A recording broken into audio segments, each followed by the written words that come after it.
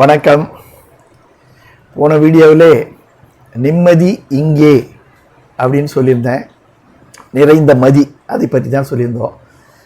அதன் முடிவில் என்ன சொல்லியிருந்தேன்னா, புத்தர் சொல்லியிருந்தார், இறைவன் நமக்கு மனம் உடல் இரண்டையும் கொடுத்திருக்கிறார் வாழ்க்கையிலே பிரயாணம் செய்வதற்காக அப்படின்னு சொல்லியிருந்தேன்.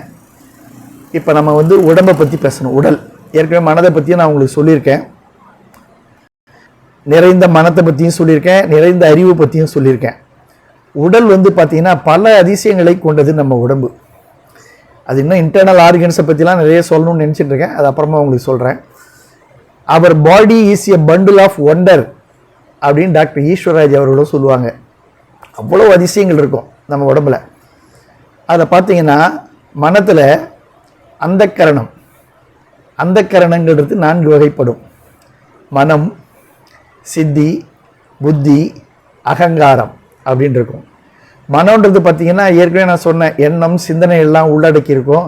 செய்யறதுக்கு துடிப்பு கூட இருக்கும். மனசு அலுப்பாயம்லாம் சொல்லுவோம் இல்லைங்களா, ரொம்ப ஈகராக இருக்கும் எல்லாத்தையும் செய்யறதுக்கு. அதுதான் மனம். புத்தி பார்த்தீங்கன்னா அந்த மனமே பார்த்தீங்கன்னா சங்கல்பம் பண்ணிட்டு இருக்குமா, இதை நம்ம செய்து முடிக்கணும் அப்படின்னு ஒரு சங்கல்பம் பண்ணிட்டு இருக்கோம். புத்தி பார்த்தீங்கன்னா உறுதியான செயலை செய்யறதுக்கு நினைக்கும். அது புத்தி. சித்தி பார்த்தீங்கன்னா எப்பப்போ எதை செய்யணும்னு நினைவுபடுத்தும். அதோடு மட்டும் இல்லாமல் அது ஒரு இன்ட்யூஷன் சொல்லுவோம், உள் உணர்வுகள். சில நேரங்களில் நமக்கு தெரியும், நான் முதல்ல அப்போவே நினச்சேன் நான் அதை அப்படின்னு சொல்லுவோம் இல்லைங்களா, அதெல்லாம் உள் உணர்வுகள், இன்ட்யூஷன். அதுக்கப்புறம் இன்னும் கொஞ்சம் ரொம்ப ஆராய்ச்சி பண்ணி பார்த்தோம்னா ஆழ் மனது, அதெல்லாம் போனீங்கன்னா பூர்வீக ஜென்மங்கள், இதை பற்றிலாம் கூட அந்த சித்தியில் வரும். அது ஒரு பெரிய சப்ஜெக்ட். அது அகங்காரம் பார்த்தீங்கன்னா செயலை செய்வதற்கு மறுபடியும் முயற்சி செய்ய தூண்டுமாது அந்த அகங்காரம். இது அந்தக்கரணம்.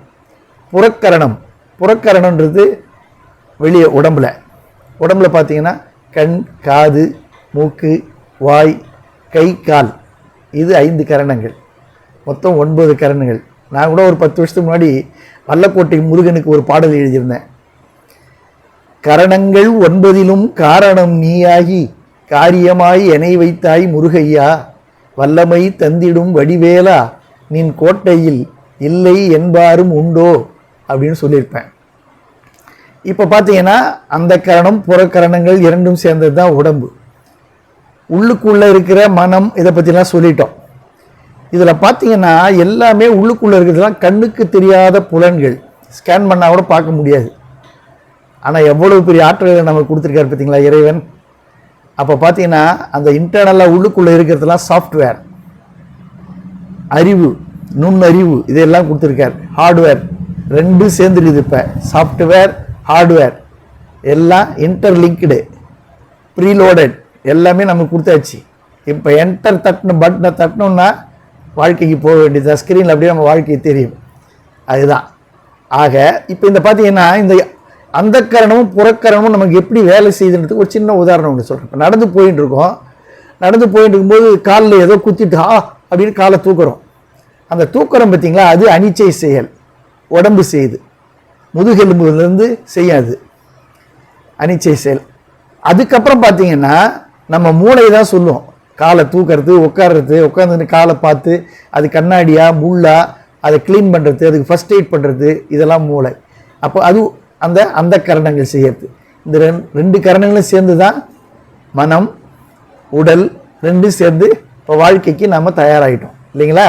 வாழ்க்கைன்ற சப்ஜெக்டை பற்றி அடுத்த வீடியோவில் சொல்கிறேன். நன்றி, வணக்கம்.